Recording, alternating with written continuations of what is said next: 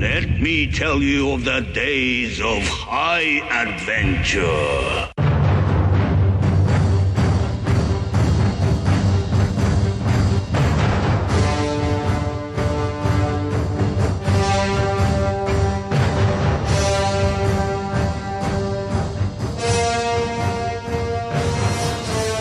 Hi, I'm Kevin. And I'm Eric. And this is 6 Degrees of Schwarzenegger, the podcast where we take a long, hard look at some of our favorite action movies from the era of Arnold.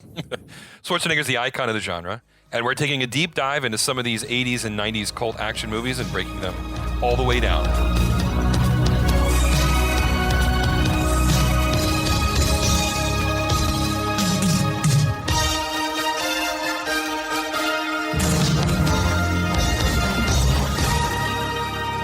Welcome back. We're back. Here we are. Happy holidays, happy New Year's. That's right. Probably. I think so, right? Yeah. Or we're damn close at the very least. We are so fortunate to be joined once again by Ryan Rebalkin. How you doing, Ryan? Doing great. Boy, I had a great week off. Thanks, guys. Yeah, that's what we like to hear, man. Yeah, we love it. How was Christmas? Was it excellent? Fantastic. I got everything I could ever dream of. Oh, love it. Yeah, I got that pony I've been waiting for good. Finally. Yeah. So once again, if you weren't with us last week or if you forgot, Ryan is our fearless leader on the Last of the Action Heroes podcast network, where he hosts several shows that you can find over there. Tell us about what you're working on now and some of your greatest hits, Ryan. Okay, I'll be very quick. As if you heard the episode 4, I mean, I don't want to bore your listeners too much, but check out currently I'm on one more round of the Rocky series podcast where we're covering Rocky 5. It's a whole season that we do with each movie. So season 5 is Rocky 5. And we're a third, nearing the halfway mark of the film right now at the time of this recording. And also check out if you're just looking for fun and you can jump into with any episode really, because there's not any real chronological order to Frank Stallone. There is a podcast dedicated to Frank Stallone. I think we are the premier Frank Stallone podcast out there. So I hope that's true. It's an interesting honor to have. It's we carry it proudly, and we're still hoping one day we get Frank on the podcast. So that would be the dream. Do you have any like social media channels you like are active on? You want people to check out? Yeah, if I was smart, I'd have a link tree. If you really want to, you just Google my name, Ryan Rebalkin, and you'll see me out there. I know where I live, and come talk to me. I don't know. Right, exactly. I mean, we live in the future. Privacy doesn't exist anymore. So that's true. We were talking before we started recording here, Eric and I, about you're probably one of the more knowledgeable people on the planet with like the Rocky franchise. And I want to know, what's your background with the Rocky movies and just action movies in general?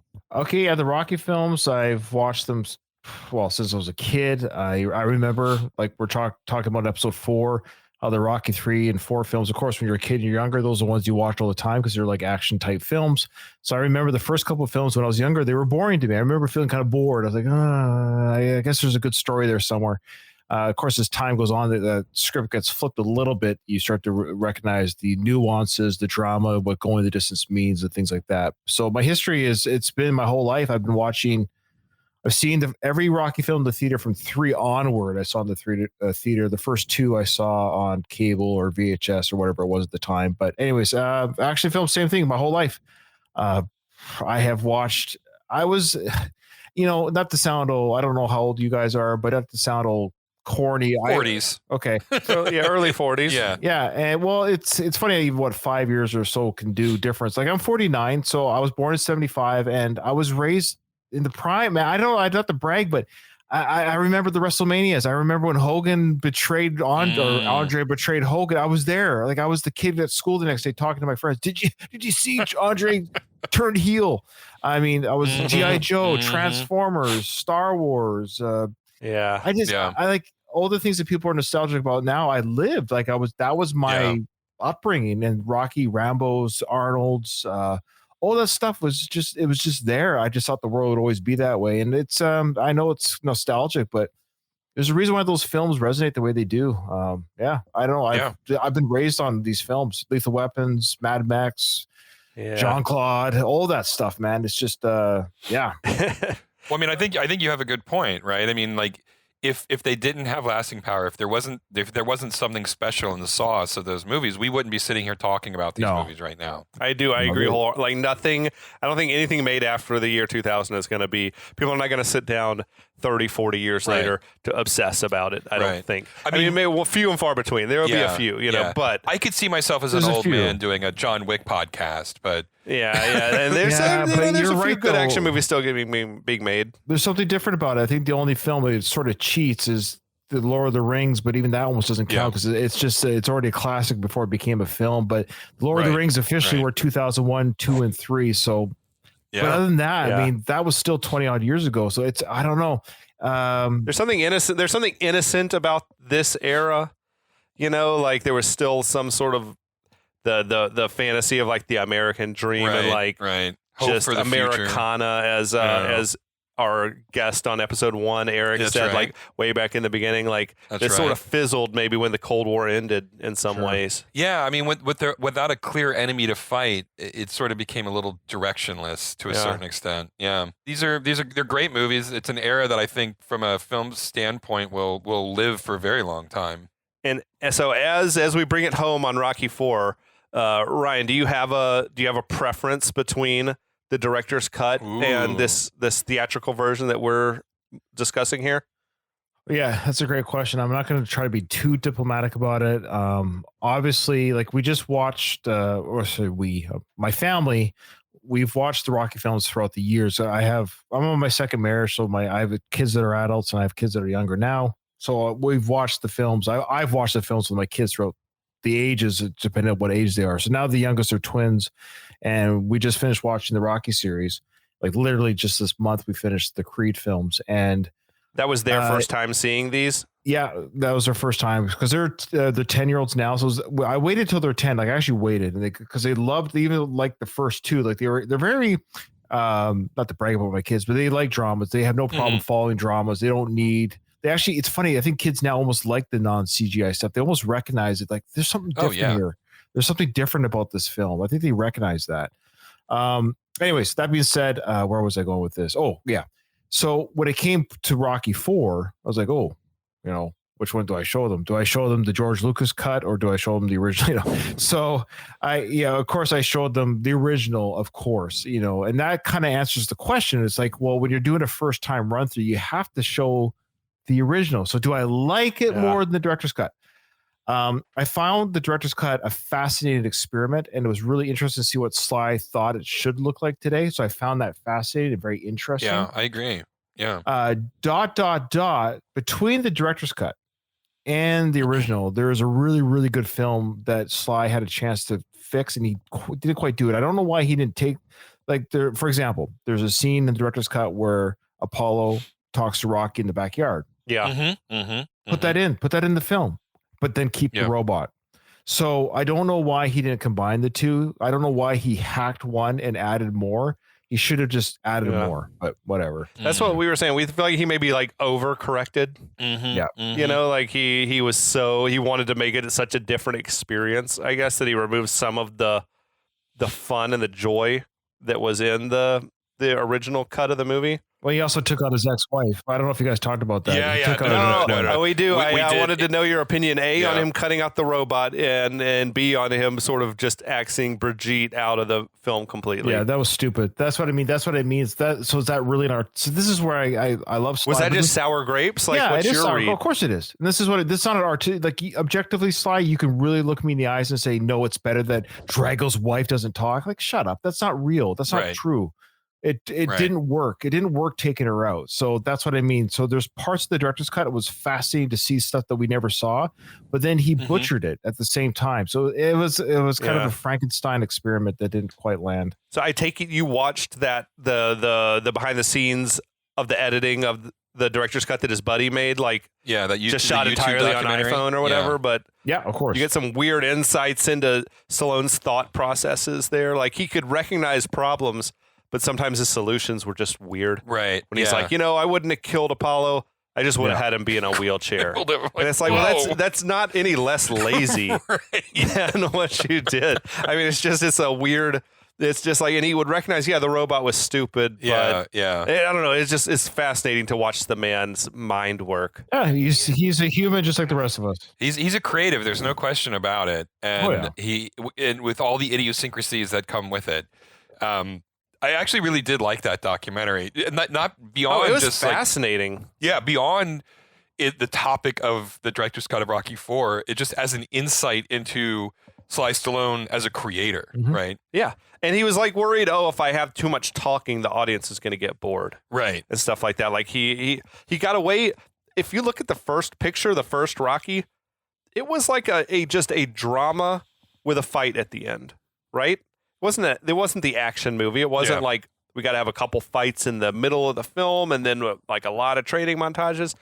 It just let the film breathe and let the characters exist. And I think he somehow got nervous and thought, you know what, the audience is going to get bored if there's too much drama. We just got to make it like a sort of a 90-minute long music video.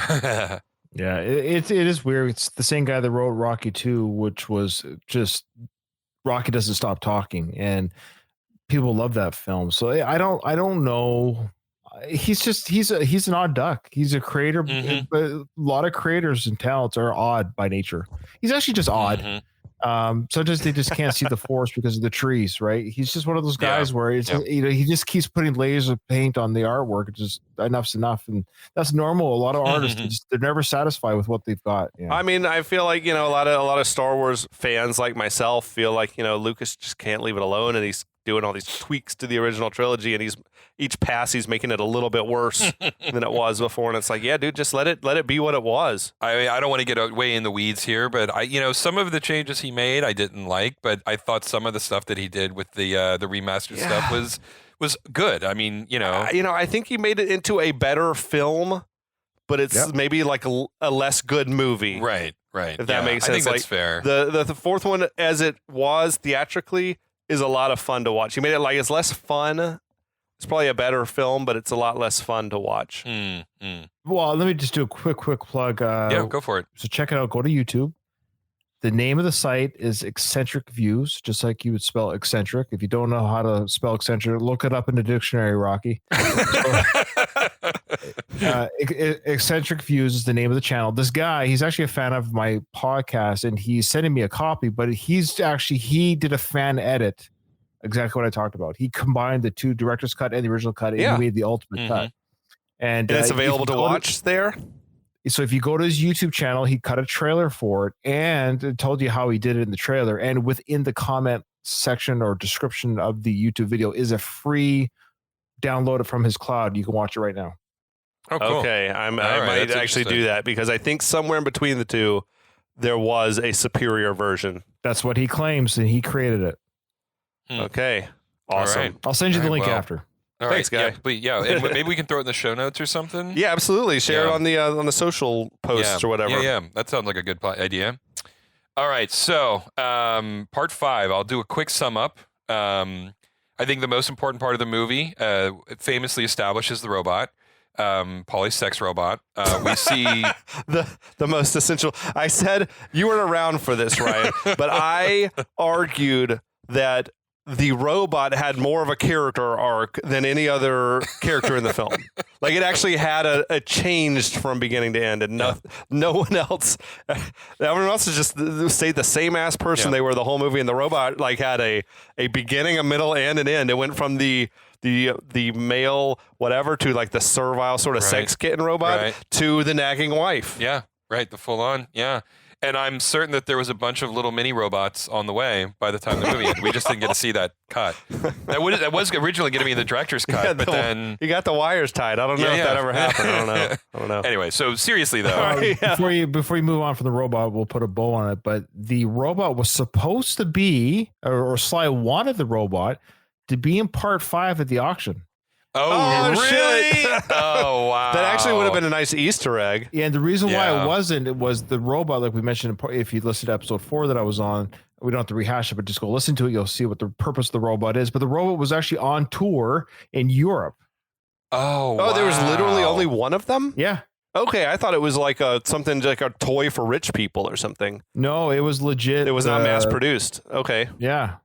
Yeah. So that robot that was on Rocky 4 or in Rocky 4, it was doing his tour, making kids happy in Europe at that time. So they weren't able to get into the film the Rocky that's 5. crazy. That's awesome, wow. dude. That's a good Awesome reason to not trivia. be in the auction for 5. And so last thing, he's the only, or it, or whatever, because it's a boy or girl. It's the I don't want to misgender the robot, but it's the only it's the only robot with a SAG card. That's fascinating. That's awesome. I guess. So no, it does have it does have speaking lines, so it had to get paid, right? Like that's always the catch. If you say a line in a movie, you have to get paid. You can't be an unpaid extra. But okay, in all seriousness, summing up the movie, Ivan Drago is an amazing Soviet boxer who's coming up. He's doing a tour of America. They want to fight Rocky. Rocky declines initially, but Apollo's like, for honor, I want to fight him. So he agrees to the fight. Rocky's hesitant, like, I don't think you should do this. And he's right, because very quickly Apollo is killed by Drago within the first, 10 minutes of the movie. Without telling his wife, Rocky decides to take up another fight with Drago, but this time in the Soviet Union without pay, on Christmas Day. That's what I was told. Yeah, that's what he was told. There's no more explanation other than that. So Rocky flies to Soviet Russia and starts training. And there's a couple of great training montages between Rocky training old school and Drago using all the advancements of modern technology. Adrian shows up in Russia finally. They hug it out and everything's great. They finish their training. They're in the dressing room. They're a little bit nervous, right? The fight's about to go on. Yeah. They walk out into the arena. It's a very hostile crowd. Yeah, big time. Paulie tells Rocky that he wishes he could zip up into his skin or something. It's really, I don't know. It was I want to make a skin suit out of you. And now they're walking into the arena, and here we are. We're back. We're ready to go. That was perfection. So they enter that arena. There's a lot of loud booing from the Soviet crowd. Rocky doesn't seem bothered though by it. And I feel like, if my recollection is correct, they toned down how hostile the crowd was really in the director's cut a little bit. Yeah. But the announcers are saying like, oh, this how terrible the crowd is, and it sounds insane. This borders on pure hatred and all this shit. And I like, their reaction was no less intense or hate-filled than how Drago was treated, right? In the fight Vegas. in America, Yeah. Which was maybe why he. No, it makes less sense that he toned it down, right? But anyway, we see that Rocky Jr. is at home watching at the house with some friends, and the robot is babysitting, right? Which I like to imagine that the robot is Junior's caretaker while everyone is gone. Can I be a Rocky father apologist just a little bit? I know it's funny. We all say the robot was not the caretaker. We see the staff that comes out to tell Mr. Balboa, you have a phone call for you. That's who was watching the kid. Like there were humans. All right. There were humans in the house watching the kid. But is this funny? I know the joke is Adrian leaves. There's just no way Adrian did not leave her son with a robot. She had hired help. She has more than enough money and means to. Okay. I'm kind of bummed. I'm kind of bummed. I wish the robot was the caretaker. I'm a little disappointed now. The robot's sexing those kids up, like teaching them about the birds and the bees and shit. But now Drago enters the arena. He's led by these dudes with like the red smoking torches. It's a pretty intimidating entrance. Mm-hmm. I would say awesome. At least it's awesome. Yeah, it's good stuff. I mean, his silhouette was nuts, right? When he stepped out and like the light was behind him, and he looked like just this comic book drawing of a superhero physique. The legs and the tiny waist and like the biggest shoulders you've ever seen. Yeah, I mean, I think he had shoulder pads on his little smoking jacket, but still, I mean, it looked like it looked straight up out of a comic book. It is weird because he was not wearing a robe; he was wearing like a windbreaker. Yeah, that was the look. But Drago comes on down. He climbs into the ring. He gets in Rocky's face. It's like a very different attitude than he had in the Creed fight. Well, he's on home territory. He's on his own turf I guess now, so. right? And I maybe wonder, was he like sort of playing possum, or like trying to lull the Americans into this sense of security before the Creed fight? I believe that too, because jumping back to episode 1 a little bit, he's just toying with Apollo for the first part of that fight until his handler says something along the lines of "kill him" or like strike. We don't know what he said in Oh, Russian, yeah. but it might have been "kill him." Yeah. No, it was actually, believe it or not, well, it's garbled, whatever it is. I believe the English caption was "attack him." Attack him. Okay. I can So see that. Once he took once the handler takes the leash off, right? Then he goes to town and Right. Apollo's down for the count, right? Well, So I agree. I think it was like all a ruse. Can I just talk about that real quick? The exhibition Yeah. fight was really cool about it. I don't know if you guys touched on this, but I always loved Drag, or played by Dolph. Dolph was great in Yeah. this film. I think we under what do you call it? Say how good he is playing Drago. It's harder than you think to play nothing or to play silent. It's an actual skill. Like if I was me playing Drago, nobody would be intimidated by me. There's nothing intimidating about me, but he was able to be this character. Mhm. The way Drago or / Dolph, the way he's boxing in the ring, it takes a real athlete, but the way he's moving and he in his hand, you can almost see the way he's boxing. His hand is, it's like it's cocked back and he never quite unleashes. It's just always ready to spring into action. The way he holds his arm, it's such a cool look. I don't know if I'm explaining very well, but go look at that exhibition fight. The way Dolph is just holding that arm, ready to knock that, and then the I trainer can, goes, I can "Attack picture him." what you're saying. He was coiled and cocked and Right. like ready, just waiting, I guess, for his command from his corner man or whatever. Yeah, and I think this fight now, there's no pretenses, right? There's no Oh yeah, there's Come no on, right away. like we're gonna. Destroy him right away. destroy him as quickly as you can, right? sure. Yeah. But yeah, so Drago, he's in there. He's looking relaxed and confident. The TV commentators remind us that this is a non-sanctioned fight. The championship is not on the line. It's not on the line. He doesn't even have the belt. They cut that scene out of the theatrical version where he's with the commission and they strip him. I'm not really sure why they made that such a prominent detail. 'Cause it made it all very confusing where they were saying, like, is this the first time a champion's given up his belt? And you're like, And I was like, do you what? mean like just the fact that he like let it get buried with Apollo, which just seemed like is what happened? But no, like, he like literally is not the champion anymore. well, going back to That's true. like Sly had that opportunity to make something great and he sort of overshot it.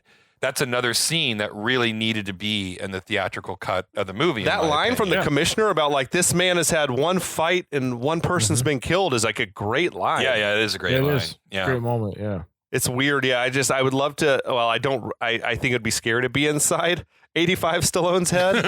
I think there was a lot of demons in there, but like the fact that he was just so worried that the crowd would get bored if we had 2 minutes of no one getting punched. Yeah. That was not so much his fault as the 80s. That's what I mean. This was the 80s. It was a different kind of mindset about filmmaking. Yeah. Yeah, but I mean, there were dramas coming out at that time that were excellent. Like it, but yeah, I think the safer bet is just to keep it moving. Don't give the audience enough time to even think about it. Mm-hmm. Like let's just make with the action, right?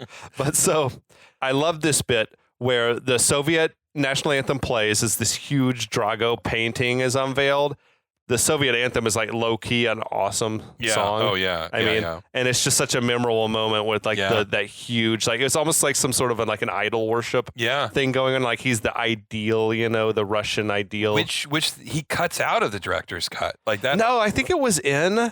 I think we just got faked out. Did the big banner, like the big mural of Drago, was that in the director's cut? I'm 90% sure that was all there. Oh, Yeah, okay. that I think it all was. there. I just think they might have shuffled it up or let the delay be a little longer before. I don't know what. Okay. I think All it right. was in There there. was I something just I different. remember saying like, oh, they cut it out, and then There it was there. something different, but I believe it was there. But there is something different. I can't quite recall myself. Right, but I do remember it's like, oh, that's a different take, and frankly, I like the theatrical version better than what was ever in the director's Yeah, cut. it was Yeah. pretty great. Like, clearly, because I don't even remember what the version of the director's cut was. So Then Rocky and Drago disrobe, and their physiques are just like insane. fucking believable. I remember as you guys will in that documentary, the behind the scenes of like him overseeing the director's cut.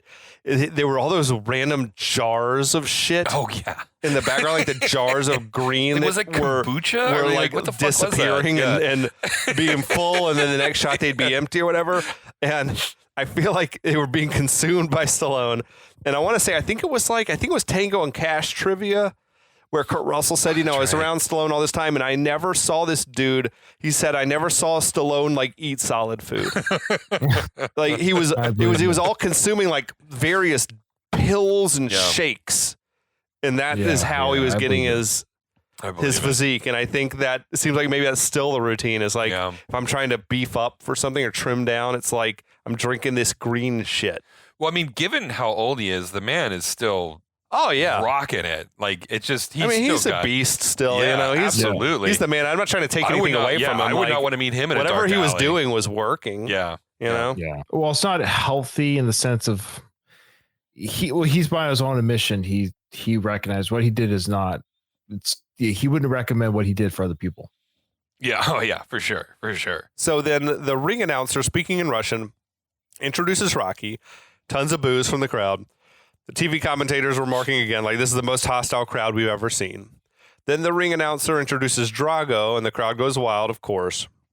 So Rocky and Drago come to the center of the ring as the referee is giving them the rules in Russian.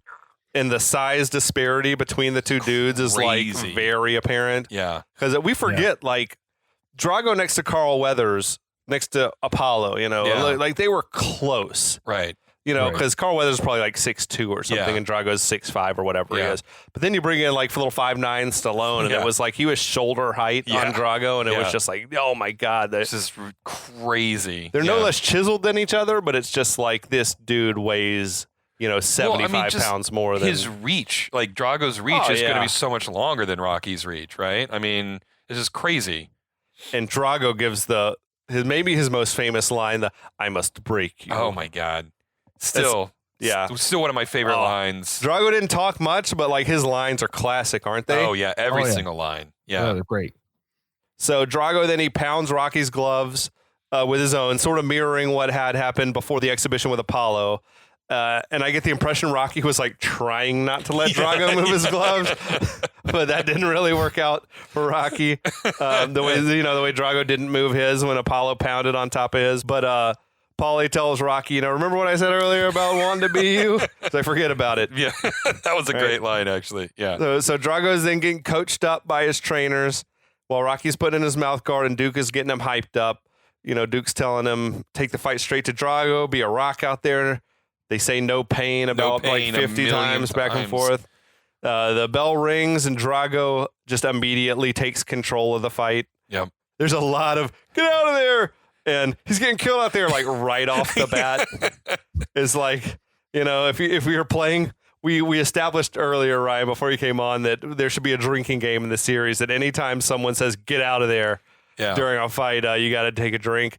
And like it's going to be a long night if you're playing that during this fight. I want to call out too that clearly they were taking these shots and putting them back in because even before Drago had thrown more than 2 punches, they cut to Paulie and Duke yelling this, and they've already got blood all over their shirts. Oh, yeah. So they're clearly taking these shots from other point. So it's like, why do you need to add all of these extra moments? Editing these fights together had to be like an ordeal for an editor. Yeah. But, Rocky can't even get close enough to hit Drago. No. And honestly, style-wise, compared to other Rocky movies, the Rocky fighting Drago looks like a guy who's never boxed a day in his life. He's like real herky-jerky movements and just like wild swings right out there. He's not pumping any jabs or, we just saw him fight Clubber Lang and he was moving around like Apollo. Right. Yeah, it was just weird.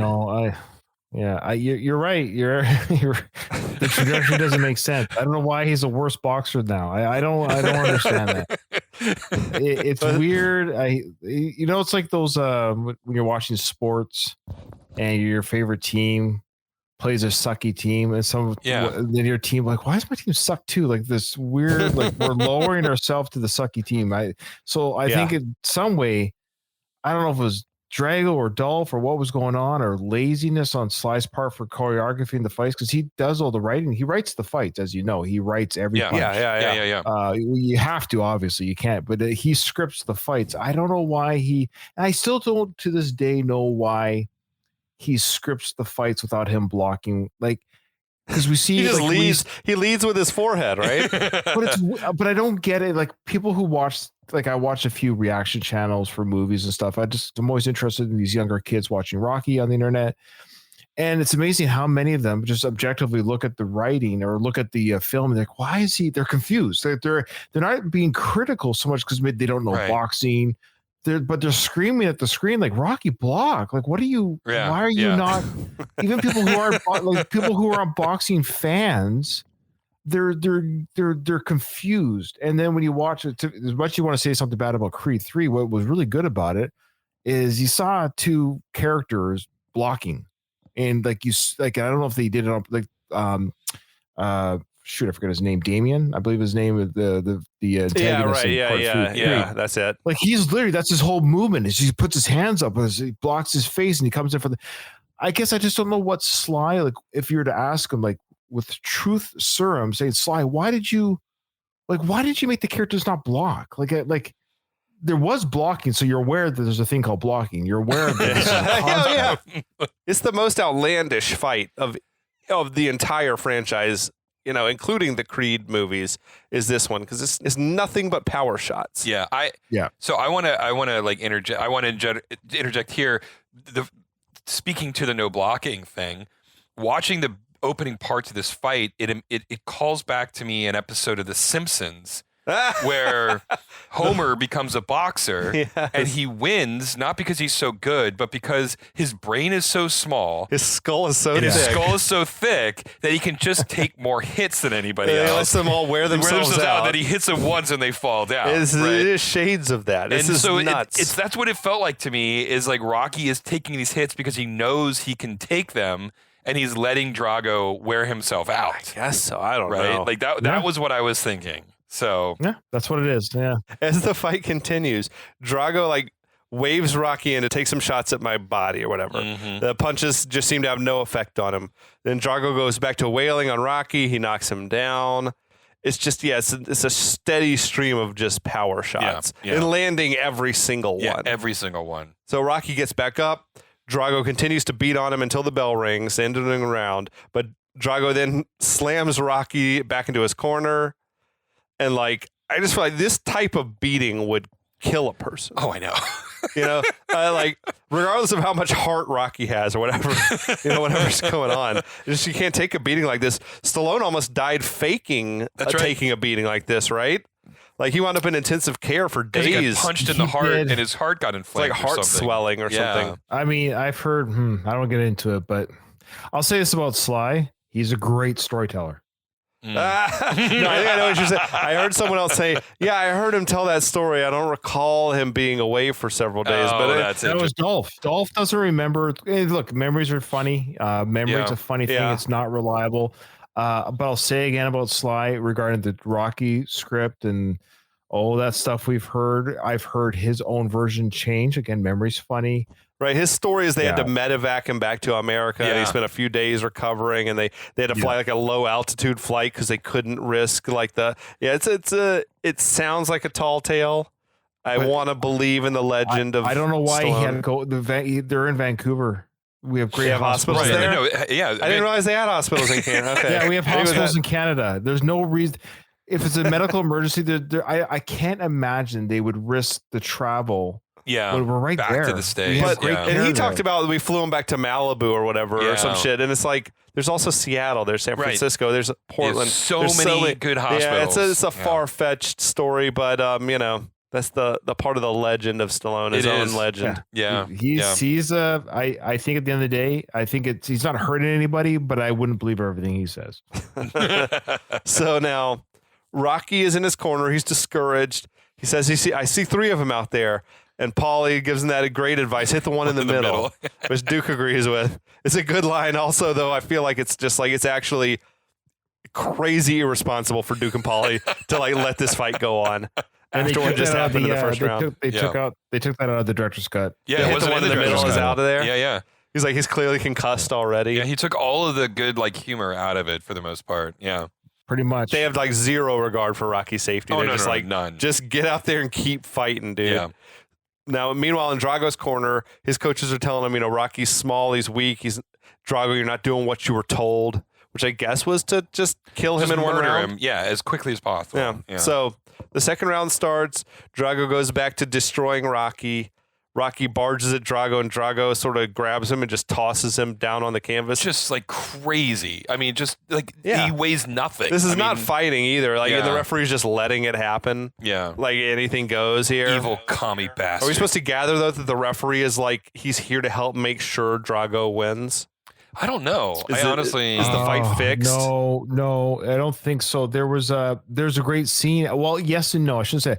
There is a great scene in the director's cut, which I wish they kept. I don't know if you recall this. It went to Rocky's corner just before the final round, and the referee's like, you're looking pretty hurt. You know, we should stop the fight. Our doctor should look at you. And then Tony says, "Go look over and talk to your guy over there. He's just as beat up as our guy is. Are you telling him they're going to stop the fight?" So see, that's what made me think maybe it was like, it's looking like you might win, so we want to try to stop the fight now and just declare Drago the winner. So I don't think it's as clear in the theatrical, but Sly wanted to make it more clear that it's just to showcase that all the odds are stacked against Rocky. Right. Yeah, absolutely. So yeah, that makes sense. That makes sense. So now Rocky, though, he gets back up, gets knocked right back down. Then he gets back up, continues to take just this horrendous beating. Drago's got Rocky in the corner. But Rocky sort of just swinging wildly, he catches Drago with this wild punch that cuts him badly under his eye. And I'll bet you that moment in theaters in '85 just got erupted in cheers. Yeah. Because that was one thing Stallone said, believe it or not, like he said that people would watch the movies and they would react as if it was a real sporting event. Yeah. Like, and I'm like, I guess I could see that, especially in the first one when, you're really bought in. Yeah. But this one too, I think it's just been like, they've sold this Drago as like a superhuman cyborg. He can't be hurt. Well, you see in the movie, that's what Tony says. You see, he's not a machine. He's a man. Yeah, exactly. Right? Exactly. And that's a turning point too. Like that cut. Oh yeah. Whether that punch was intentional or not, like seeing him bleed was it is a turning point. Like this is the point where the fight becomes an actual fight. Because Drago seems suddenly he's panicked. He's on the defensive now. Yeah. We see Rocky Jr. and his friends. They're all celebrating, and the robot is pumped. The damn robot's in a Santa costume. Yeah, that's right. At the house. Remember, this is a Christmas movie. After it's all. a Christmas movie. Yeah. So Rocky gets some good punches in until the bell rings. And he keeps punching Drago. Drago grabs Rocky by the throat and punches him, and then Rocky picks Drago up and slams him down. It's just like a full melee in the ring, and the referee's just completely ineffectual. It's this is what's happening now. All the corner men rush in and break it up. Yeah. But so we got Duke and Paulie are telling Rocky, you're doing great. Drago's coach is berating him. Duke is telling Rocky he's not a machine, he's a man. Yeah. Reminds Rocky, you want this more than he does. Drago, meanwhile, is in his corner saying, that Rocky's not human. He's like a piece of iron. Like a piece of iron. Another, I always loved that line. Yeah. So now the music swells and it's time for the fight montage. Boom. The song is very synthy and cheesy, but I dig it. It works well with the visuals of it. If you listen to this song though, standalone outside, on the score, it sounds terrible. Okay. You need all the punch sound effects and the cheers and everything. It really enhances the song. It's not the strongest final round type song. There's some great moments that Vince DiCola does in this film, and I really like his soundtrack. Speaking of which, I interviewed him as well. I also interviewed Bill Conti, by the way. You got Conti? Damn. So if you listen to the podcast, you probably know that Karate Kid is among my very favorites, and Bill Conti, of course, did the music on that too, and it's just outstanding. All the pan flute stuff and everything. Yeah, I'm a big Bill Conti guy. He was awesome. I'll send you the link to that interview if you like as well. But yeah, absolutely. Which one of your podcasts was that on? So our listeners. That was on Going the Distance. That was the original Rocky one. That's what I did a lot more interviews on that one. The One More Round podcast version of Rocky is more just strictly the films, but the Going the Distance one I did, I would say much more ambitious because that sounds terrible. Because I take both quote unquote seriously as a hobby, but I got a lot more interviews. I was more interview driven, trying to find interviews. But I actually got a lot of people, and that's really cool. So Bill Conti was, of course, I hate rating humans, but it was a big one because he did the score and yeah. That's awesome, dude. Yeah, so check it out. Go find it, our listeners out there. We'll make sure to get the links on check the show notes on the post. Yeah, and I mentioned our social media earlier, but I didn't mention our handles. So we're at 6DOS Podcast on on the various social platforms. Yeah, on all the so socials. check those out Yeah. because we'll share some of Ryan's back catalog and you can go for check sure. that stuff out because it's all completely awesome. But so we got Rocky and Drago. They got the fight montage. They're going round after round. It's nothing but fucking power punches. To me, this is as I said maybe before, it's just the most unrealistic fight that we've ever seen in any of these movies. Mhm. Drago he seems to be getting the better of it overall, but you feel like Rocky's getting plenty of good punches in. I mean, I'm watching this, and at this point in the fight, I'm thinking, look, if this goes to the final round and there's no knockouts, Drago's got this win on points alone. I feel like Drago is probably winning like 2 out of every 3 rounds, Yeah, right? exactly. Like maybe Rocky's winning 1 here or there, but he's losing. But we see Drago's like losing his will to win. It seems like at the same, he's like getting demoralized. So now the Soviet politicians, they seem pleased with the way things are going. Adrian does not, right? But I'll tell you who was digging it was that old babushka sitting behind Adrian, like the one, the woman who just kept rejoicing. You know, I feel like they used that shot over and over again as well of Adrian like dropping her head and the woman behind her is just like gleeful. Oh my God. That freaking woman, that Canadian beauty they had back there. So now Rocky's getting knocked down time and time again, but he keeps getting back up. Drago seems to be getting tired and discouraged. Drago continues to just punish Rocky, but Rocky, he won't stop fighting. He's getting demolished out there, but he is doing a lot of damage to Drago, I think. Mm-hmm. Yep. And Drago seems like he's like developing some type of like respect for Rocky as the fight's going along here. So now about the 7th round, though, the crowd slowly starts swinging their cheers over to Rocky, which is maybe the most wild moment of the movie. It's like, how does this happen? Okay, I'm gonna be frank. That took me out of it a little bit. Like it's not supposed to happen. Well, it's not supposed to happen. They're not going to root for the other country. They might boo and hiss their own person, but they're not going to cheer. There's just no way a national crowd would ever cheer on the opposing country. You would just wouldn't do that.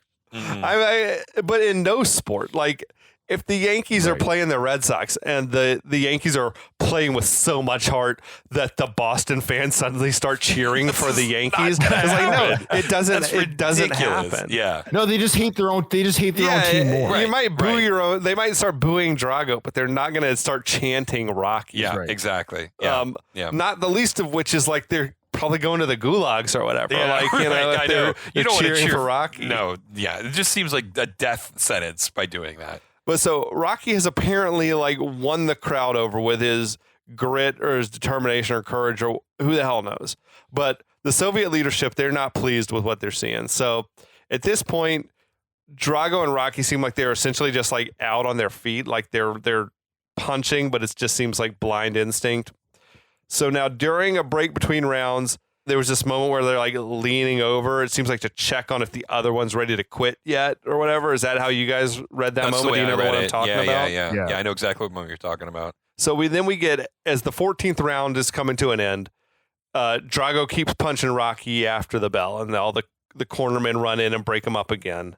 So now the crowd at this point is just like cheering wildly for Rocky to the disbelief of everyone. I mean, in the movie and the people watching it. Yeah. So Duke tells Rocky, the next round's the last round. This is our round. Yeah. In the director's cut, there was that moment where the referee came over and was like looking for an excuse almost to stop the fight or whatever. But up in the politician's booth, they're not loving the crowd chanting for Rocky. So they send Nikolai down to do like some damage control or whatever. Meanwhile, Duke is he's continuing to hype up Rocky, telling him, you got to take all your strength, all your power, everything you got, channel it into this round. Meanwhile, Nikolai is like made it from the luxury suite down to ringside incredibly quickly. So fast. He's down there already in like 10 seconds. And he grabs Drago's coach and shoves him away. He's like, you train this fool? He's a disgrace. Then Nikolai gets in Drago's face and is humiliating him, calls him an idiot and shoves him in the face, which is not a smart move to do to your like roided up Superman. That guy's bicep weighs more than all of Nikolai's body. Oh yeah. I felt like Nikolai was like a boxing like guy, but I guess he's just the government stooge who's like running this propaganda operation or whatever. That's pretty much it. Yeah. Drago doesn't dig it, getting shoved in the face by this guy. He gets up and he grabs Nikolai by the throat and lifts him up with one arm and throws him down off the ring apron. Which I don't think you can grip that much of anything with a boxing glove on your hand. No, I don't think so either. But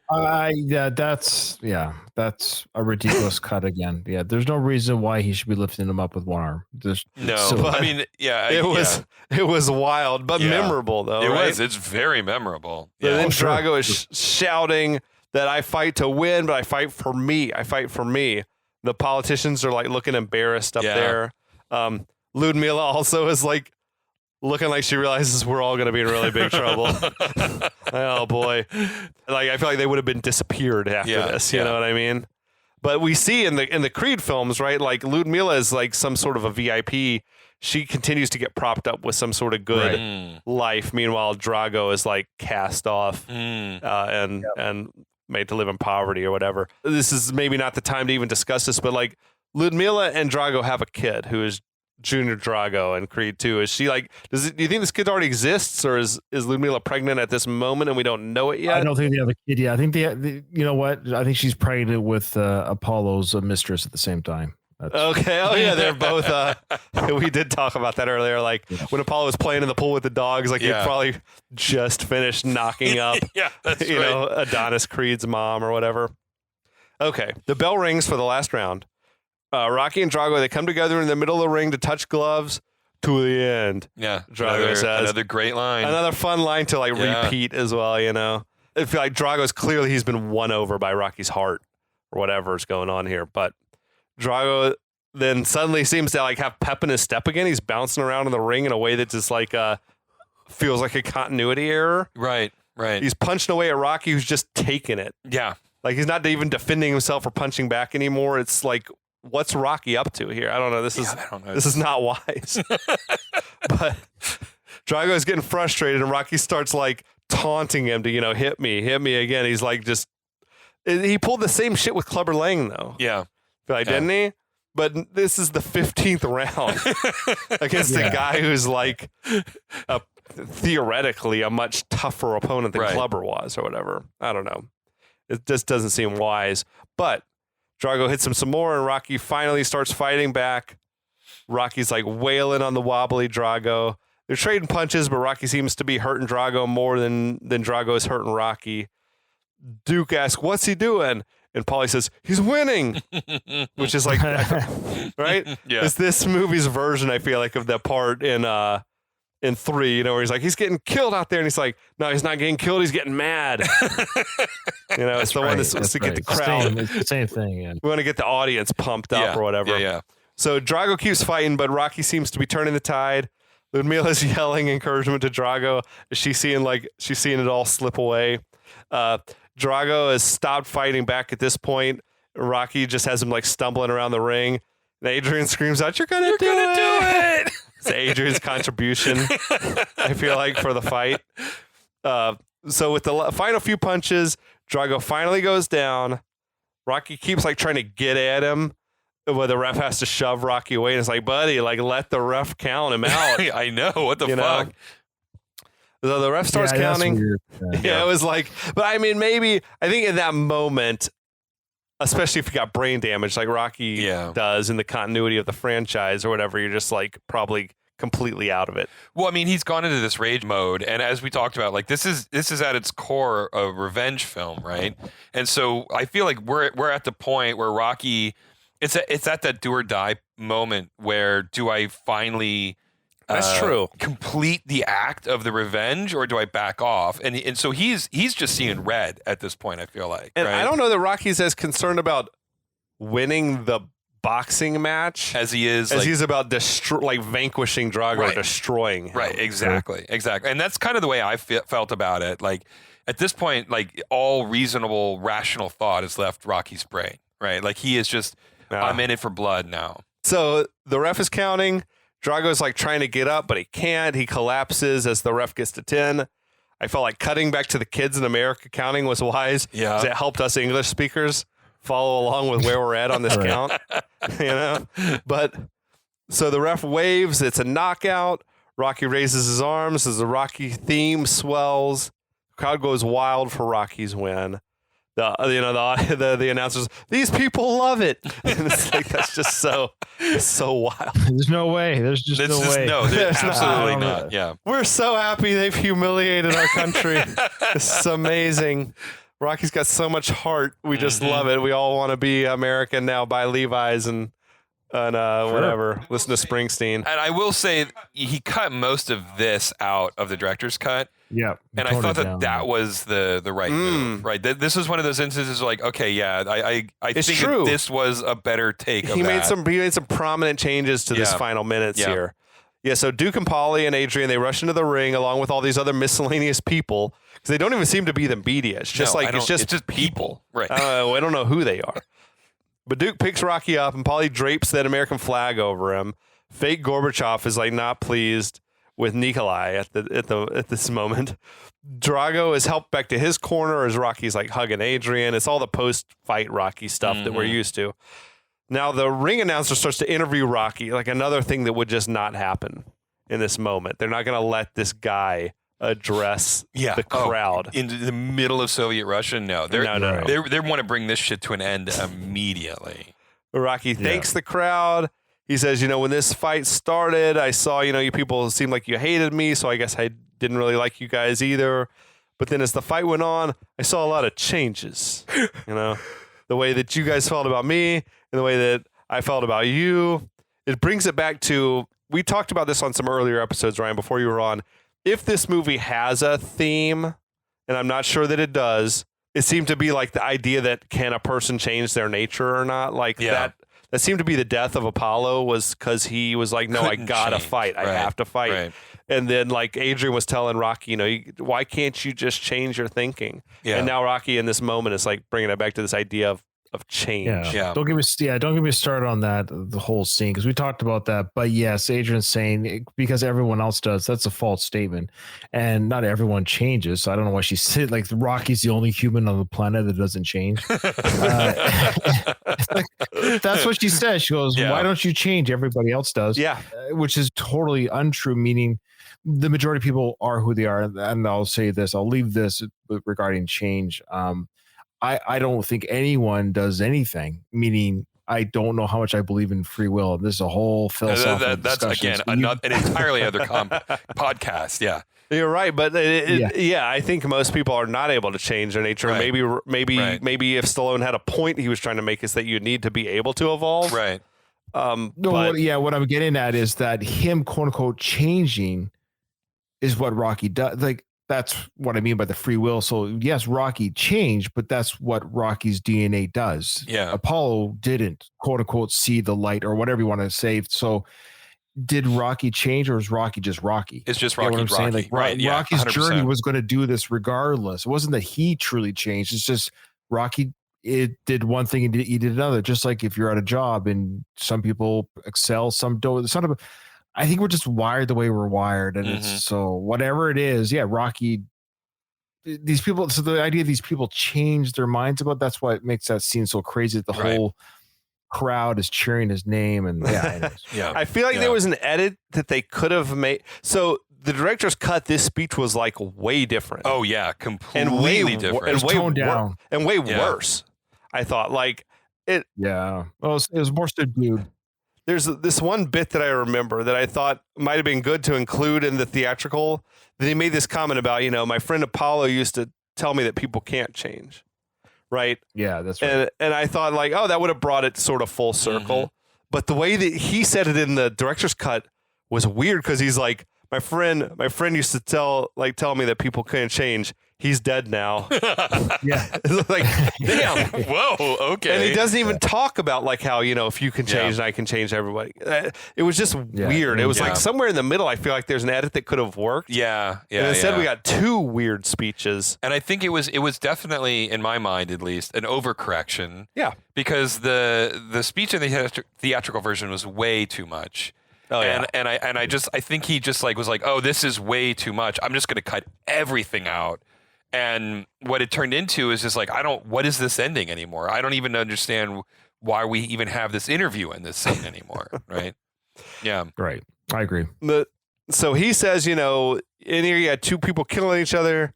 but I guess that's better than 20 million. Oh my God, yeah.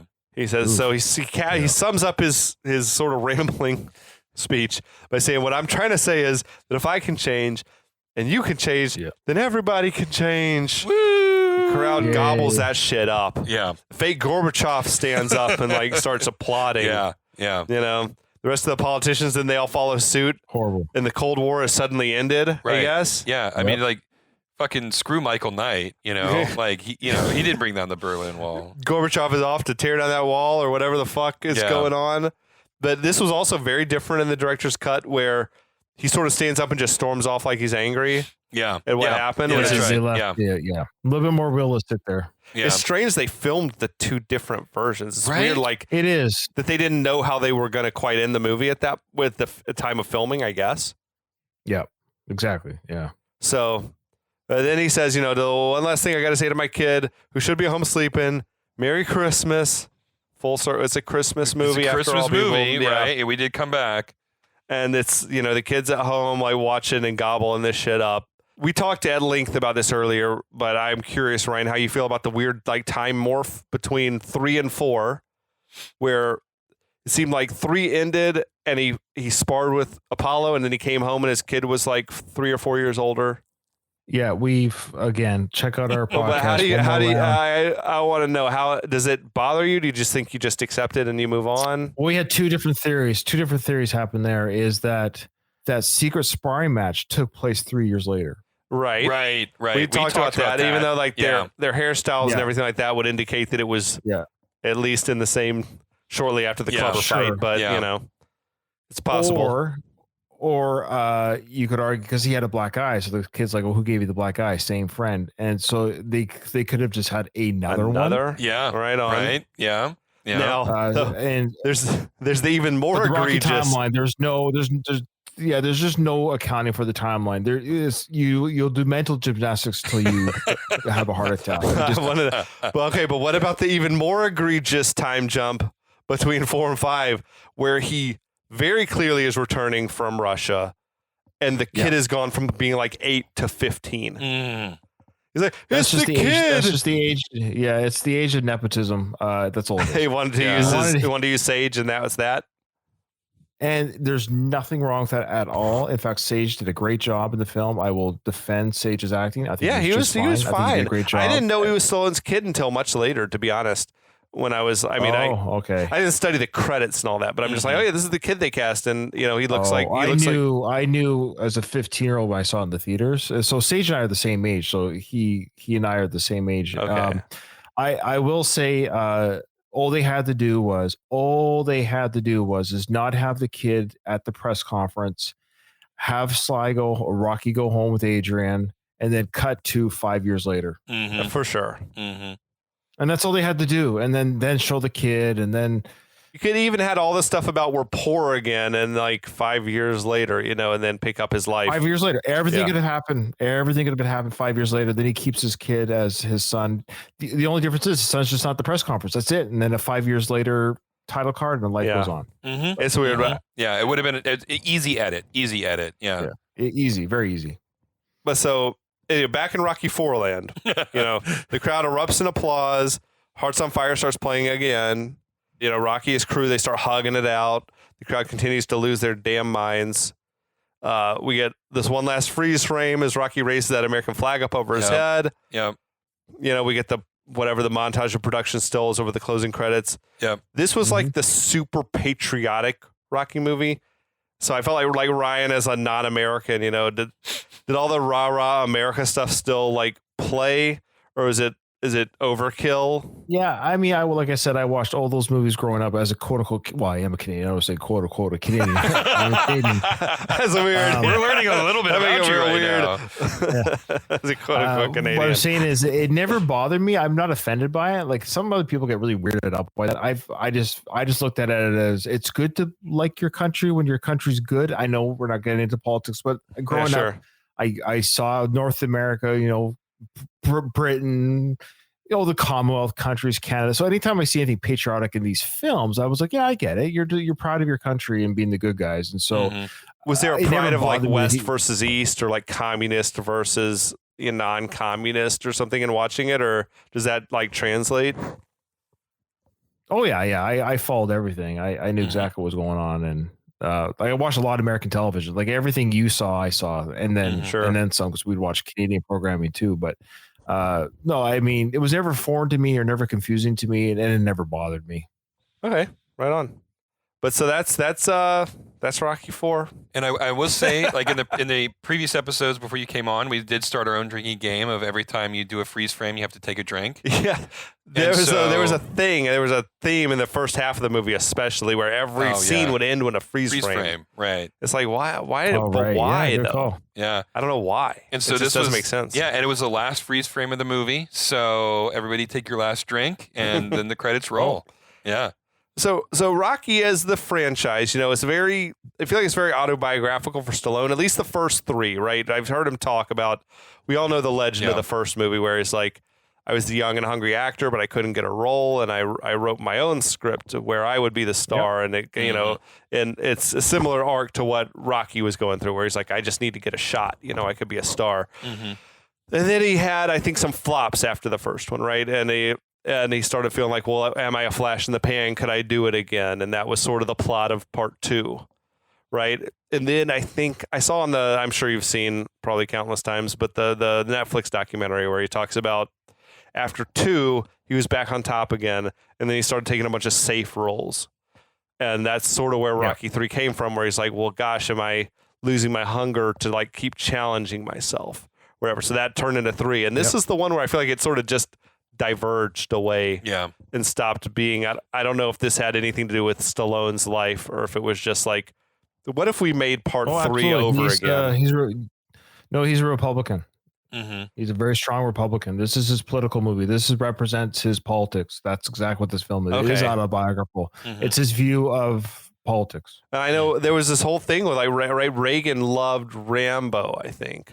Yeah. And they had like this sort of, I mean, it was benefiting both of them, I think, to like the sort of the jingoism of the movies. I find that very interesting that Reagan loved Rambo, given that was a deeply unpatriotic movie about the way First Blood versus the later Rambo. Right. That's true. Different, right? That's true. Yeah. Well, Rambo loved the veterans. He loved the veterans. So that was true. His character. Yeah. 100%.